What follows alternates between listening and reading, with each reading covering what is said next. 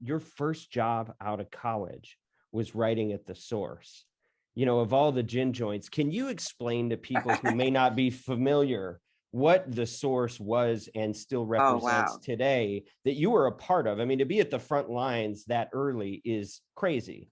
Yeah, absolutely crazy. And it was just another one of those moments in my life that felt very serendipitous. And, you know, like I was just in the right space at the right time as culture was shifting.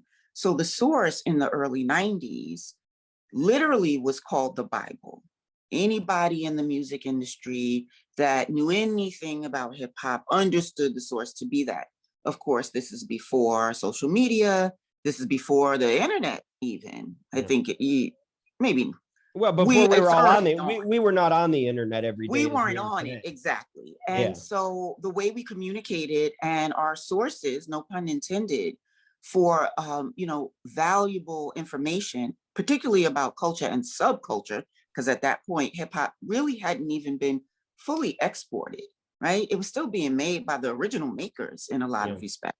Yeah. And even within the nation, everyone wasn't on the same page about the impact and the potential future of this culture that was being created by young people, right?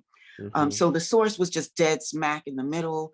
Here we were in this office, a bunch of Black and brown kids, white kids. I always say we were the real world before the real world, Mm-hmm. because we were young people in a room there till wee hours of the morning, almost every night, debating, thinking, planning, fighting, like really taking the culture to task. And we were the first to do so, the Mm-hmm. first to understand that it was more than just music, but there was actually a body politic that was tied to hip hop culture. There was also, really intense personal and human interest stories that were tied to hip hop culture, and that we were influencing America at large. So to be in the room with the other young 20 somethings, making shot calling all the way through, put us in a really important seat. The whole industry, like I said, referenced us, needed us. We broke artists. I mean, many people know that you have people like, we call them Biggie Smalls and Notorious B.I.G.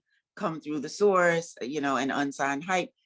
Tons of folks that have made hip hop history were discovered on the pages of the Source, not just artists, but also writers, thinkers, all kinds of folks were on those early pages. So it was really an honor to be there during that time. It couldn't be replicated today because the world has changed so much. And this idea of being singular is almost impossible, but that's literally what we were.